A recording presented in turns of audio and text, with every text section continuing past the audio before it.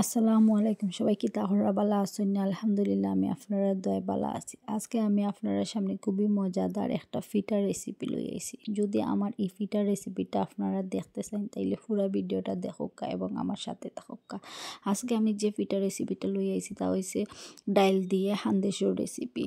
আপনারা এই রেসিপি হয়তো খাইছেন না, যদি আপনারা না খাইয়া থাকেন তাইলে আমার পুরো ভিডিওটা আপনারা দেখুকা এবং আমার সাথে থাকুকা। নতুন হইলে সাবস্ক্রাইব করুকা। আর ডাইল দিয়ে হান্দেশের রেসিপি করতে হইলে অবশ্যই ডাইল লাগবে। এখানেও আমি কিছু ডাইল দিয়ে ভিজাইয়া রাখছিলাম আগ থেকে। এখন এই ডাইলটারে দইয়া পানি জড়াইয়া নিছি। এখন আমি একটা ব্লেন্ডারের সাহায্যে অল্প পরিমাণ পানি দিয়া আমি ডাইলটারে ব্লেন্ড করে দিব। ডাইলটারে আমি খুব মিহিভাবে ব্লেন্ড করে নিছি দেখুকা। এখন আমি এখানেও 1.5 কাপের মতো চাউলের গুঁড়া নিছি। চাউলের গুঁড়া এটা আমি আমার নিজের হাতে তৈরি করে নিছি। চাউলটারে প্রথমে আমি দইয়া রইদ শুকাইয়া তারপরে ব্লেন্ড করে নিছি। আপনারা চাইলে মিলের কুটা গুঁড়ো দিয়েও করতে পারবা। তারপরে এখানেও আমি 1.5 চামচের মতো ময়দা দিছি। 1.5 চামচের মতো ময়দাটা দেওয়ার পরে এখানেও আমি আবার এক চামচ থেকে একটু বেশি পরিমাণ সুজি দিছি। সুজিটা দেওয়ার পরে এখানেও আমি পরিমাণ মতো লবণও দিলাইছি। পরিমাণ মতো লবণটা দেওয়ার পরে এখানেও আমি বাটা মশলা ব্যবহার করবো। বাটা মশলা ব্যবহার করলে এই পিঠাটা খাইতে খুবই মজা লাগে। আর আপনার পরিমাণ অনুযায়ী লবণটা দিবা। লবণটা আপনারা টেস্ট বুঝিয়ে দিবা। এখানেও বাটা মশলার মাঝে আমি আদা রসুন বাটা দিছি, পেঁয়াজ বাটা দিছি। পেঁয়াজ বাটাটা একটু বেশি করেও দিছি। পেঁয়াজ বাটাটা একটু বেশি দিলে পিঠাটা খাইতে খুবই মজা লাগে। পেঁয়াজ বাটা দেওয়ার পরে এখানে আমি অল্প পরিমাণ হলুদের গুঁড়া 1/2 চামচের মতো হলুদের গুঁড়া দিছি। 1/2 চামচ থেকে একটু কম মরিচের গুঁড়াটা দিছি। আপনারা জালটা একটু বেশি খাইলে এখানে মরিচটা একটু বেশি দিতে পারবা। আমি একটু জালটা কম খাই, ওটার লাগে আমি মরিচটা এখানে একটু কম দিছি। তারপরে এখানে 1/2 চামচ থেকে একটু কম আমি ধনিয়ার গুঁড়াও দিলাইছি। এরপরে আমি যে ডাইলটা ব্লেন্ড করে রাখছিলাম ও সবগুলা ডাইল এখানেও দিলাইমু। ডাইলটা দেওয়ার পরে এখানেও আমি আস্তে আস্তে করে অল্প পানি দিয়া একটা পাতলা ব্যাটার তৈরি করে আনিমু।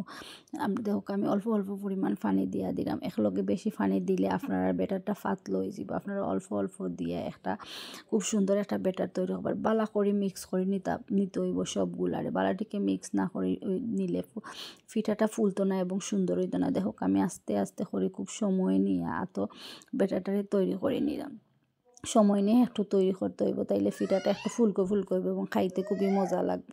এই কাজটা আপনারা একটু ধৈর্য নিয়ে করবা, তাইলে পিঠাগুলা খাইতে মজা হইবে এবং সফট হইবে। ধোকা খুব আস্তে আস্তে করে আমি সময় নিয়ে পিঠার ব্যাটারটারে তৈরি করছি। এখানে আমি একটু বেশ করে ধনিয়া পাতা খাটিয়া দিলাম। ধনিয়া পাতাটা অপশনাল, আপনারা দিতে চাইলে দিতে পারবো, না দিতে চাইলে ধনিয়া পাতাটা দেওয়ার পরে এখানে আমি ব্যাটারটা আবার লাড়িয়া সারিয়ে নিব। লাড়িয়া সারিয়ে ধনিয়া পাতাটারেও মিক্স করে নিব। মিক্স করে নেওয়ার পরে দেখা ব্যাটারটার ঘনত্ব আমার কতটুকু হয়েছে।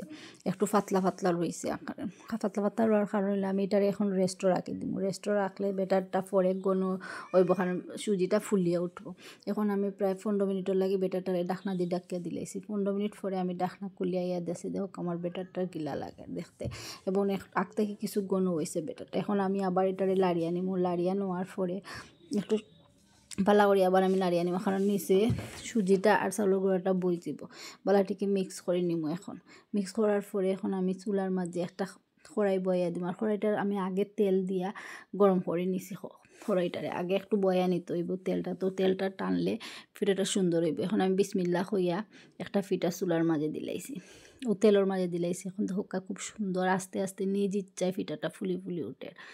এখন আর কোনো লাড়াচাড়া লাগতো না, অটোমেটিক পিঠাটা ফুলিয়ে উঠবে। ধোকা খুব সুন্দর পিঠাটা ফুলিয়ে উঠছে।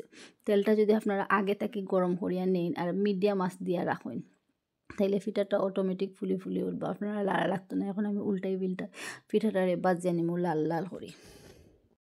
আর মিডিয়াম আছে আপনারা ফিটাটা বাজবা। হাই হিট দিয়ে ফিটাটা বাজলে তাইলে ফিটাটা জ্বলি যাইব এবং ভিতরটা খাঁচা রইব আর বাড়াটা হইতো না। দেখো আমার ফিটাটা বাজ হয়ে গেছে, খুব সুন্দর হয়েছে। ফিটাটা আমি এখন নামাই নিছি। নামাইয়া এখন আমি আরেকটা ফিটা তেলের মাঝে দিয়ে আপনারা দেখাইলাম। দেখো আরেকটা ফিটা আমি দিছি। ফিটাটাও আমার ফুলিয়ে উঠছে খুব সুন্দর। এখন আমি ফিটাটারে উল্টে লাল করে বাজিলছি। এখন আমি চুলা থেকে ফিটাটারে নামাই নিব। দেখো আমার লাল হয়েছে কিলা ফিটাটা। এখন আমি ফিটাটারে নামাই লেছি চুলা থেকে। নামানোর পরে সবগুলা ফিটা এখন আমি ওলা একটা একটা করি বাজি লাইমু, বাজিয়া নিমু। সবগুলা ফিটা ওলা আপনারা বাজে। আর সবসময় চেষ্টা করবা মিডিয়াম আছে ফিটাটা বাজার, কারণ মিডিয়াম আছে বাজলে ভিতরটা খুব সুন্দর হইব। দেখো আমার সবগুলা ফিটা বাজা হয়ে গেছে এবং দেখতে কত সুন্দর লাগে। যদি আমার এই রেসিপিটা আপনার ভালো লাগে তাইলে আমার সবগুলা ভিডিও আপনারা দেখবা আর আমার সাথে থাকবা, লাইকস করবা, কমেন্টস করবা, সাবস্ক্রাইব করবা, সবসময় বন্ধু ইয়া পাশে থাকবা। আমার সবগুলা ভিডিও আপনারা দেখবা। আর আপনারা যদি কোনো কিছু জিজ্ঞাসা করার থাকে তাইলে আমার কমেন্টস করে আপনারা জিজ্ঞাসা করবা আমার ফিটাটা কেমন হয়েছে দেখতে।